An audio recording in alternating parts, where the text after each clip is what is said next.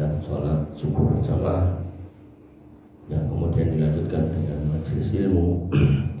Dan seperti yang diminta ke saya, materi di Jumat pagi yaitu tentang akidah. Tentu harapannya agar kita bisa memiliki akidah yang baik, yang syukur-syukur kuat, yang dengan itu kemudian kita bisa menjalani hari-hari kita sebagai seorang muslim di atas akidah yang lurus dan kuat itu tadi.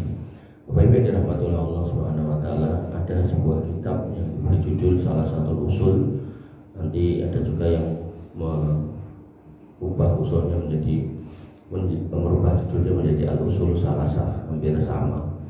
Yang intinya adalah di situ ada 3 poin utama yang harus diketahui oleh seorang muslim, yaitu yang diambilkan dari pertanyaan malaikat Munkar Nakir kepada seorang manusia di alam kubur. Insya Allah mungkin pernah dengar, yaitu tentang man rabbuka, siapa rohmu, wa ma dinuka, dan apa agamamu, wa man nabiyuka, dan siapa nabimu. Bapak Ibu yang dirahmati oleh Allah Subhanahu wa taala, sehingga para ulama merumuskan tentang hal itu.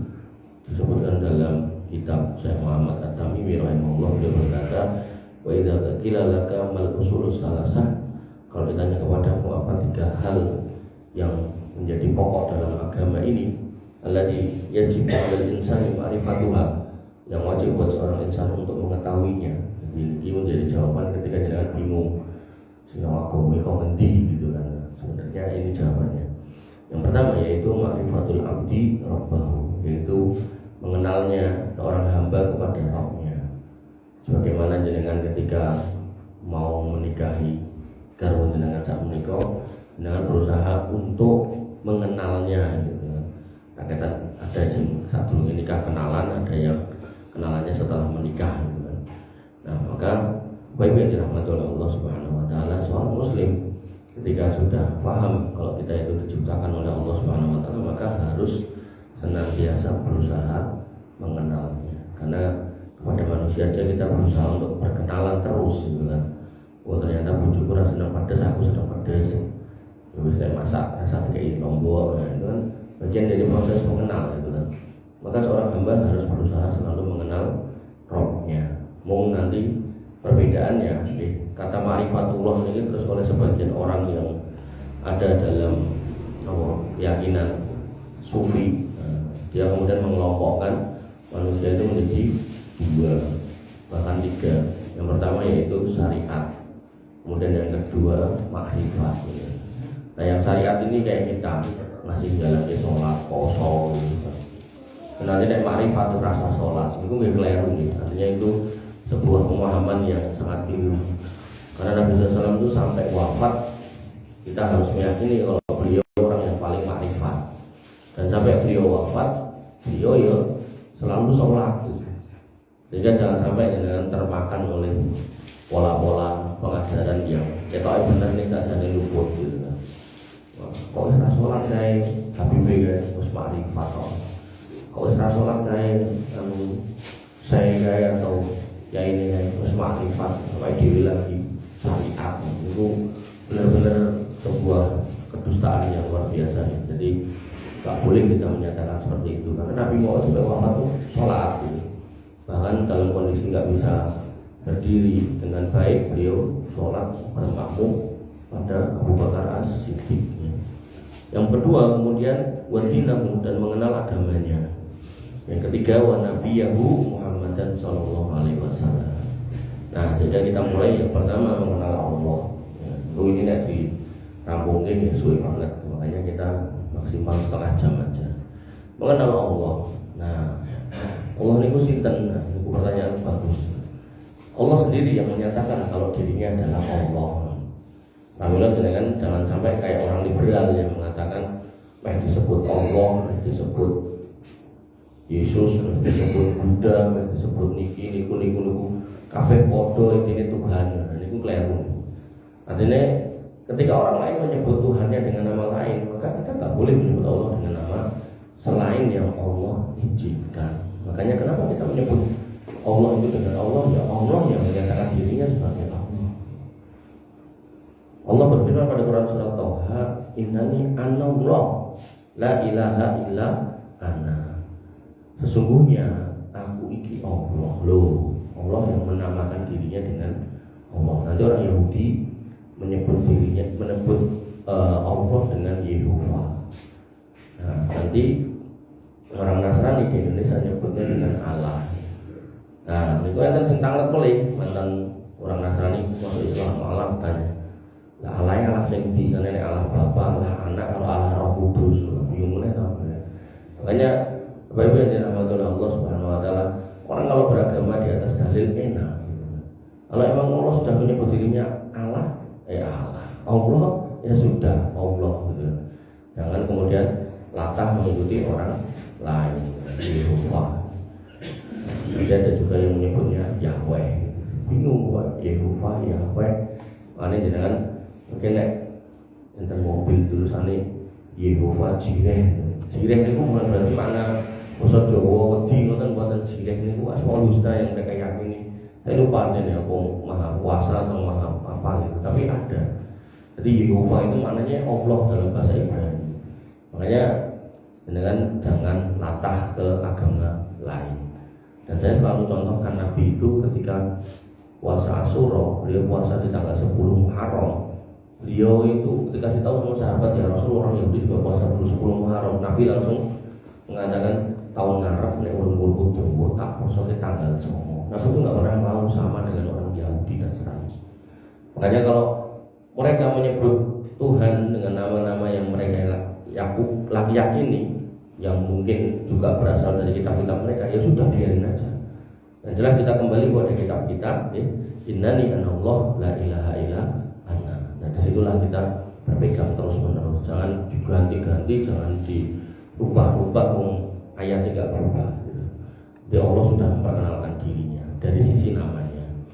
Nah kemudian dalam konteks mengenal Allah ini ada 3 tahapan yang pada pertemuan sebelum Ramadan kita sudah mulai bahas, yaitu kitab Tauhid niku. Tapi saya ulangi di sini, nanti setelah ini selesai kita kembali kitab Tauhid insyaallah. Nah di situ yang pertama rububiyah, yang kedua uluhiyah, yang ketiga asma wa sifat. Nah dalam konteks rububiyah, seorang muslim harus mengenal Allah dari sisi perbuatannya sebagai Rabb. Nah, makanya ketika dikatakan rububiyah itu adalah sifat Rabb dari Allah. Nah, Rabb itu apa? Itu penting.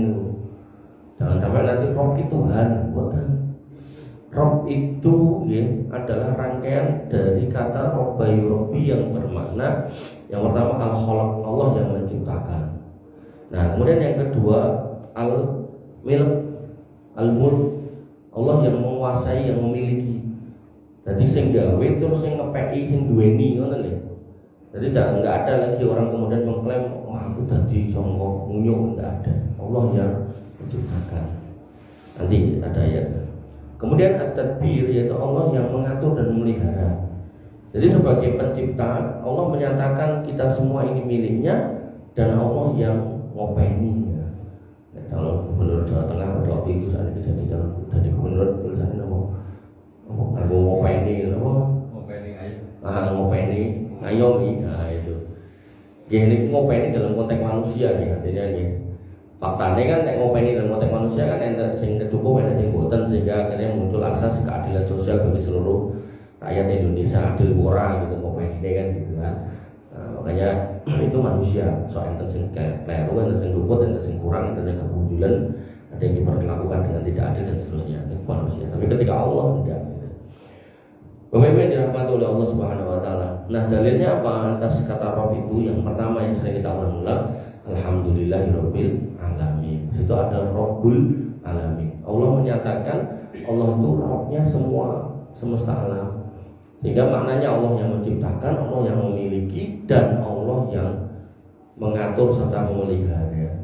Sehingga nanti dalam ayat bab tentang rizki Allah menyatakan wa ma min dabatin fil ardi illa 'ala Allahi rizquha. Apa wae sing mlaku ning dhuwure bumi, apa wae sing urip ning dhuwure bumi, apakah tajri fil bahri yang berjalan di air, atau tahwi fis sama atau terbang, atau yang berjalan di daratan gitu kan, fil bahri gitu kan. Maka semuanya Allah yang ngopeni. Nah, Allah yang memelihara, Allah yang menciptakan, Allah yang memilikinya. Sehingga nanti seorang muslim tidak boleh mengklaim nikmat yang dipunya itu hasil kepintarannya kayak korun. Dengan profesi apapun, dengan maka apa yang dengan dapatkan, hatta roti niki pun wis diplastiki ini kalau ditelusur lagi ke belakang itu semua atas karunia Allah Subhanahu wa taala. Air niki iso diadai mergo enek sing metu saka bumi. Roti niki nek ditelusur melih bisa digawe roti mergo enek sing jedul saka bumi. Jedul saka bumi kok iso jedul mergo enek ujian gitu. Udan sing ngetake sapa? Sinten sing maringi? Gusti Allah. Tidak ada manusia bisa mengatur udan medhok ning kene atau udan rasa medhok ngoten. Bahkan nopo ketika suatu daerah niku mboten diparingi Jawa, ketika Allah berkenan untuk kering ya kering rontak. Dan begitu kemudian kering manusia harus mati karena kekeringan ya sudah itu. Dia nggak bisa berbuat apa-apa. Ngusahake dilakukan tapi menentukan tidak bisa. Sampai ketika Allah berikan api buat orang Amerika nih kok kobongan atau nih ternyata ya rasa mendekati gini gitu. Bapak Ibu yang dirahmati oleh Allah Subhanahu Wa Taala, alhamdulillahirabbil alamin. Nah kemudian Allah juga menyatakan bahwasanya yang menciptakan kita Allah berfirman am khuliqu min ghairi syai'in am humul khaliqun. Apakah mereka itu mengira diciptakan tidak ada yang mencipta, terjadi tanpa ada penciptanya, atau mereka menciptakan diri sendiri? Kan nggak mungkin. Sampai meja yang sederhana seperti ini pun niku enten sing damel. Enek tukangane ning kono kan gitu. Nah, kemudian karpet niki enten sing damel. Kemudian niki botol enten sing damel. Dan ketika kita memahami kompleksitas setiap benda, setiap ciptaan, itu menunjukkan kepintaran penciptanya. Tukang sing gawe meja jubir gampang kae sing angel sing ini gitu. Nek kabeh sing ngeten kabeh kemudian warna-warni iki dalam posisi kabeh warnane ini sing kae lho larang warnane ngene ngono. Termasuk bangunan sing mung kotak kan bangunan sing macam-macam bentuke sing iki gampang gawe sing kae lho angel kan gitu. Maka ketika kita bisa menyatakan setiap benda itu punya tingkat kesulitan dan di situ kemudian kita bisa mencantakan penciptanya ini luwih hebat atau enggak, maka tentu kalau kembali kepada manusia, maka kompleksitas di dalam tubuh kita itu menunjukkan kehebatan sang pencipta. Nah, maka kalau kita memperhatikan orang-orang yang sakit niku goro-goro panganan, panganan pokok daging, kolesterol kena, jantungnya kena. Kokean gulanya kena, kokean lawang livernya kena, ginjalnya kena. Dan ketika kita ngomong ujian, saking juga sebenarnya kita itu dibuat banget aplikasi kalau divaluasi itu mungkin puluhan miliar harganya, yang jenengan nggak mungkin bisa beli dan nggak ada lagi yang menjual. Apabila enten orang gagal jantung itu saat ini pun enten jantung buatan robot iki, jantung kalau copot dibuat itu diganti sing robot ngoten. Ning diganggo kabel Pak Jumon. Enten kabel iku kudu enten baterainya kudu dicas. Paling ngecas wong mati gitu. Nah, makanya kan dikai jantung wonten di kayak baterai tinggalkan jogo. Jogone pripun? Mungkin bagian dari tugas dengan membaca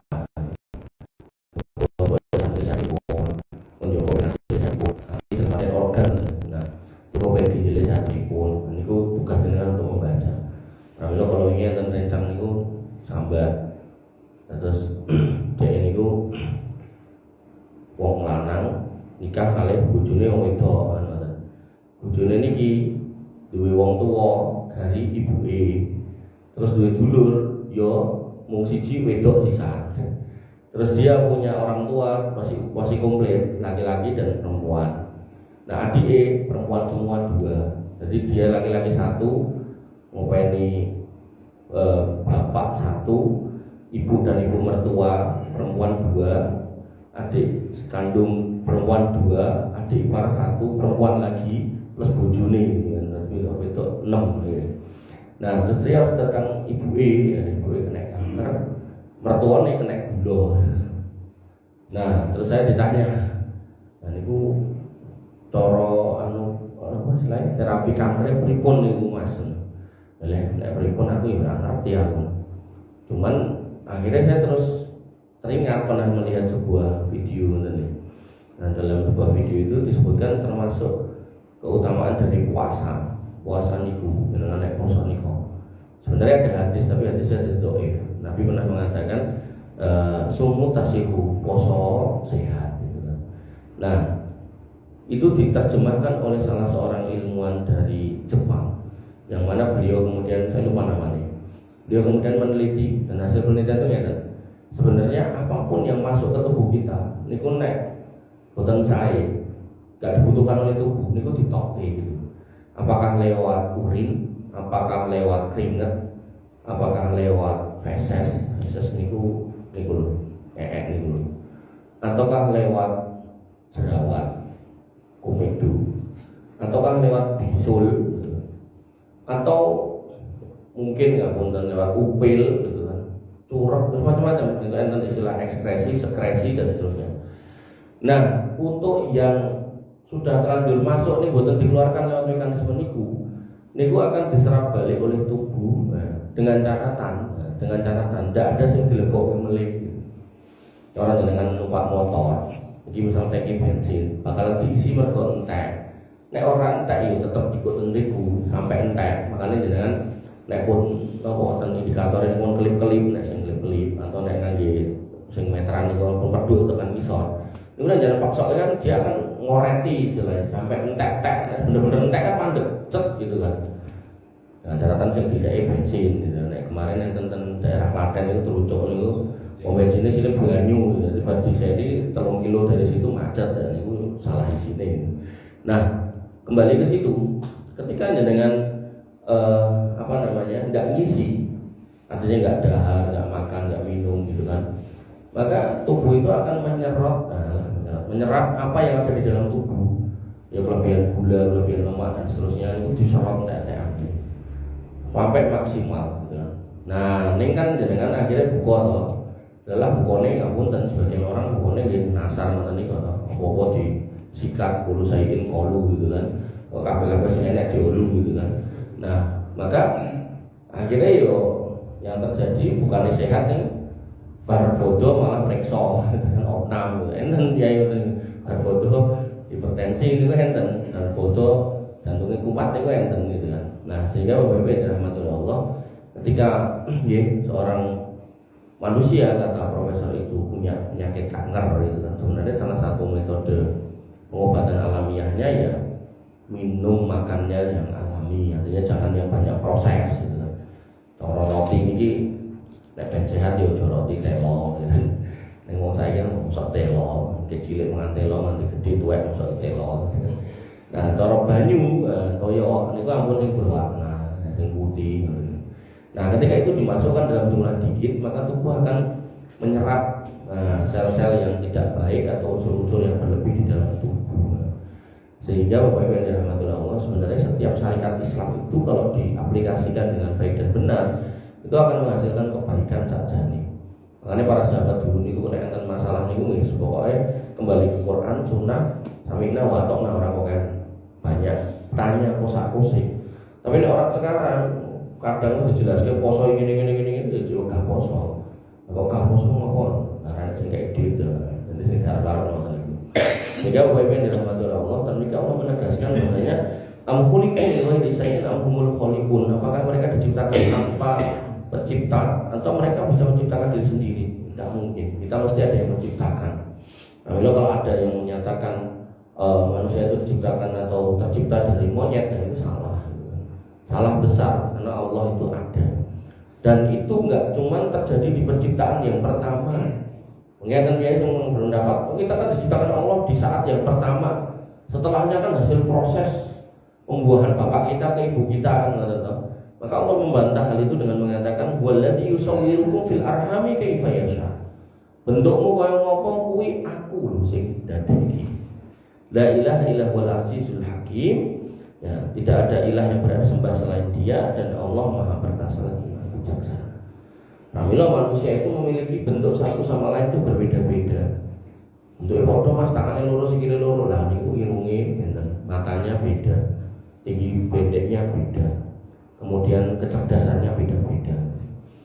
Dan kemudian Allah pun setelah menyatakan soal pembentukan, Allah juga memastikan bahwasanya semua alam yang ada, yang kita lihat itu semua Allah yang menciptakan. Allah berfirman, wa min ayatihil lailu wan nahar wasyamsu wal qamar. Dan di antara tanda kuasa penciptaan Allah itu adalah diciptakannya malam, siang, matahari dan bulan.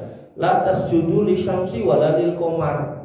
Aja sujud ning matahari karo ning bulan. Wasjudu lillahi alladzi khalaqahunna in kuntum iyyahu ta'budun. Maka sujudlah hanya kepada Allah yang menciptakan matahari kali bulan iku wau. Nek tenan kowe iku meh ibadah sing tenan.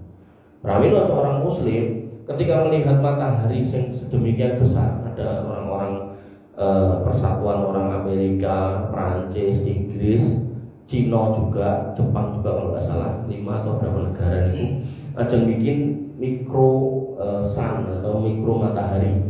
Matahari dan matahari itu kan dan proses namanya proses fusi, penggabungan inti helium dengan helium terus jadi reaksi berkelanjutan yang enggak berhenti, yang itu disebut reaksi fusi. Reaksi fusi akan menghasilkan energi yang besar yang menekten matahari ini kok jadi panas, yang kemudian panas menghasilkan istilahnya cahaya, sehingga sampai sini enek cahaya ini tuh rotok hangat gitu. Nah itu nek dikungkung, niku mungkin terus disalurke, tinggal ngumuke banyune obah terus jadi listrik. Nah itu pengen digawe, karena nek sampai jadi niku wau, listrik niku mboten bakal biar pet ora sah dijoki batu bara, ora sah dijoki minyak. Niku ngimpine para ilmuwan, niku barang rong dadi. Lah Gusti Allah pun dadekne niku termasuk bulan, bintang dan seterusnya, dan Allah menyatakan kuwi kabeh sing nyiptake aku, aja do sujud marang kuwi kabeh. Nah, nek kuwi ora entuk disujudi napa mulai sujudan menungso. Enten to piye sujudan menungso to? Angger menungsone iso ngopo sithik sujud sampai ten India niku enten sing wis mati wong. Namine Alibaba ya Alibaba. Saibaba. Lemu, kuiku, namine oren. Terus angger pripun piye? Angger leboke nang kantong iki sama tuh mas-masane, terus iku teng burine ngene pun mas-masane. Gelang kalung ngoten niku lho. Wis kaya wong sihir ngoten niku. Nunggu umate kaya biana. Akhirnya nggih mati. Delalah lho wong Indonesia dihanten sing melu. Ten kantor iki sing melu. Nanti terus, tapi kula dari nemoni wong, belum pernah ketemu orang itu terus sudah pensiun. Wong melu kae lho Mas, melu aliran Saibaba kae. Sampai ngomongnya tirakate mlakune mundur. Jadi ning kantor iki mlaku mundur pirang dina ngono. Enak menungso ngono. Nah, makanya Bapak Ibu yang dirahmati oleh Allah Subhanahu wa taala, sama manusia kita enggak boleh sujud. Iku sing menungso. Karo kewan yo ora itu. Lalu jenengan nek katen alon kidul makani kebun itu memang pakane mawon rasa golek teleke gitu kan. Dan enggak usah punya keyakinan aneh-aneh gitu kan. Nah, ini nek makani ngene kok rezeki ngene ngono mboten, rezeki niku datang dari Allah kan tadi sudah dijelaskan. Nah, para meleh enten lagi sujud ten wit. Wit ten dari niku kena angin banter yo ambruk ra iso mlayu. Nek wong pero niku dia bisa menyelamatkan dirinya sendiri ngoten sik rada-rada. Nah niku mboten lho. Enten angin gede disikat angin ambruk blek ngoten mawon. Ya sampai kan daerah Sukoharjo kula nate napa mentaruf kan. Tak pikir nek putrane niku ngaji to wong tuane nggih rada ngaji sithik ngono. Ternyata nggih parah. Nek kampung mriku enten sendang. Dadi niku enten sinten mawon sing ajeng kawin niku kan duit niku sing ping 7 napa ping pinten. Wah, kula terus bingung niku tetak terkait-terkait. Mana nek koyo ngono. Kula nggih terus meling karo wonge, Mas, aku terkait-terkait ngene wae ya tak mulih aku. Pokoke bar iki aja ngundang aku nek acara jane ngono kuwi lho. Nek kon tau jawab ya ogah aku. Wah, separah kok. Daerah Hulu Sukoharjo. Nah, pramila Bapak yang dirahmati oleh Allah, ketika yang hidup aja tidak boleh, apakah manusia, binatang, tumbuhan, napa mulai wis mati. Kenten wong ning kuburan yang berantang, gulung-gulung kayak wong Syiah, wong Sufi, terus atos kuburan ini kijing sing gawe dhek dadi kayak kertu kijinge. Alah wis. Pun jenengan kalau paham benar ayat-ayat seperti ini menunjukkan Allah itu menyatakan lho, kabeh kuwi sing nyiptake aku. Aja macam-macam soal sujud kuwi gitu. Pramila nggih, dalam Islam niku nggih bukan satu hal yang baik ketika ada orang datang kemudian pejabat datang kita kuaten ngoten niku sebenarnya mboten sae ngoten niku. Nah, itu PR buat kita yang ada di pemerintahan untuk mendakwahkan gitu. Karena enggak harus selalu seperti itu. Bapak Ibu yang dirahmati oleh Allah Subhanahu wa taala. Dan terkait rezeki, Allah juga menyatakan hal yang sama. Qul may yarzuqukum minas sama'i wal ard amman yamliku sam'a wal absar wa may yukhrijul hayya minal mayyiti wa yukhrijul mayyita minal hayyi wa may yudabbirul amra fasayaquluna Allah faqul afala tattaqun. Wahai Muhammad, katakan, siapa yang beri rezeki kepadamu dari langit dan bumi itu? Jadi rezeki ini pedale ing bumi napa ing langit, Allah sing mengklaim aku lho sing ngekeki. Gak ada yang bisa. Dan siapakah yang kuasa menciptakan pendengaran dan penglihatan? Ya Allah. Napa enten piyai kemudian iso ngarani pas begitu ngapunten lahir anake rada mboten saged mireng alias budek. Wah. Entuk metune ngene kok kene tokke ora budek napa saged saged. Enten wong tuwa niku lahir anake wuta niku ya isone mung nangis. Diobat kira rene mboten saged. Aja kok wuta. Putra kula nomor setunggal niku nek ra kacamatanan dibuka wonten matane sing tengen sing kiwa niku ketok rada juling gitu. Niku kula nate kula kebutuhan rumah dokter pira-pira ngoten niku. Pinten mawon kula parani Solo, Jogja nganti tekan rumah sakit mata. Ya mboten enten niku sing saged dandani. Artinya kondisi-kondisi seperti itu adalah kondisi mutlak yang kita itu nggak bisa apa-apa gitu. Dan itu menunjukkan bahwasanya Allah yang membuat, Allah yang mencipta, dan kita tinggal pasrah gitu. Kemudian Allah juga menyatakan wa may yukhrijul hayya minal mayyiti wa yukhrijul mayyita minal hayy. Terus siapa yang kemudian mengeluarkan yang hidup dari yang mati? Barang mati terus iso urip. Ngapunten contone air mani kemudian jadi kita gitu kan. Atau kemudian wa may yukhrijul mayyita minal hayy, yang mengeluarkan kematian dari kehidupan dengan kesal mungkin sedo. Nah, mungkin juga setelah itu dibangkitkan lagi. Jadi ada penjelasan tentang hidup dua kali, mati dua kali, mati dua itu kita mendapat kehidupan terus hidup dan mati. Nah, maka berbeda orang kafir Quraisy itu ketika mereka mendoakan Allah dalam beribadah dan mereka tidak berani dalam urusan rububiyah, mereka mengatakan fa sayaquluna Allah, ya jelas Gusti Allah. Wong kafir Quraisy enggak berani. Fakul afala tattaqun, maka katakan kenapa kamu tidak bertakwa. Pramila PR orang kafir Quraisy zaman itu bukan soal pengakuan rububiyah. Mereka iman kepada Allah, dan Allah yang menciptakan, Allah yang membuat, Allah yang beri rezeki, beri pendengaran segala macam. Tapi soal tata cara pendekatan diri kepada Allah lah mereka gagal. Itu nanti bab uluhiyah. Bapak Ibu yang dirahmati oleh Allah Subhanahu wa taala, buat pilih mengatakan rubiyin, yang intinya adalah terkait dengan rububiyah kepada Allah Subhanahu wa taala. Allah menyatakan kalau Allah yang menciptakan, kemudian Allah yang memiliki, dan Allah yang memelihara, baik dalam konteks rizki atau dalam konteks hidup dan matinya. Sehingga dalam sebuah ayat disebutkan inna sholati wa nusuki wa mahyaya wa mamati lillahi rabbil alamin. Hidup inna sholati, sholatku, wa nusuki, dan kemudian kurbanku atau ibadahku, kemudian wa mahyaya wa mamati, dan hidup dan matiku adalah lillahi rabbil alamin, milik Allah Rabb semesta alam. Itu klaim kita. Makanya nanti dalam bab kesyirikan, ketika kalimat itu diucapkan kepada manusia, itu bisa jatuh dalam kesyirikan. Minimal syirik mahabbah, syirik itu yang songon dan wolu, yang terakhir itu yang paling samar niku syirik mahabbah. Lah kok iso ngucapke hidup dan matiku untukmu? Kuwi piye Mas? Nah niku kan lagu-lagu sak pirang-pirang kok. Aku tercipta untukmu, kamu tercipta untukku, aku siap mati untukmu. Ini lagu-lagu niku kalau sak pirang-pirang lagu-lagu romantis pisan niku lho. Nah, cinta monyet segala macam. Pramila dengan nek mirengke lagu-lagu musik dangdutan agak miturute hati-hati. Kadang ada kalimat-kalimat yang bertentangan dengan kalimat-kalimat tauhid yang itu nanti kalau dengan nggak mengilmui, makanya pentingnya pengawasan kita niki, pengajian kita niki, itu kita akan terjatuh pada kesyirikan paling tipis, paling samar, yaitu syirik bab mahabbah. Bahkan ada orang yang mungkin gak hafal lagu nih tapi mau praktekkan. Begitu jatuh cinta, patah hati, terus dia bunuh diri, mati karena manusia. Nah, itu melanggar ayat tadi itu. Nah, sehingga bisa berpotensi masuk dalam wilayah kesyirikan. Dan dosa terbesar manusia ketika dibawa mati, nah dolim itu yang ketiga.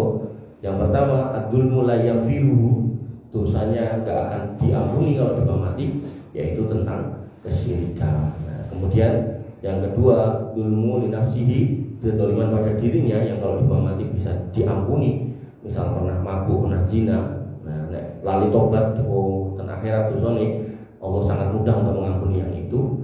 Nah, kemudian yang ketiga, ad-dulmu la yatrukuhu, kedoliman yang tidak akan dibiarkan oleh Allah, yaitu dolimnya kita kepada manusia, sehingga itu harus diselesaikan. Dalam hal ini gampang utang piutang atau pernah miloro manusia, kalau belum minta maaf atau belum minta ikhlasnya, maka di akhirat akan dihitung. Alhamdulillah Bapak Ibu yang dirahmati oleh Allah Subhanahu wa taala, pelan-pelan berusaha kewekeh mendak gumo, intinya agar menghasilkan ilmu yang baik, keimanan yang baik, pemahaman yang baik, sehingga kita bisa menjalani hari-hari kita dengan baik.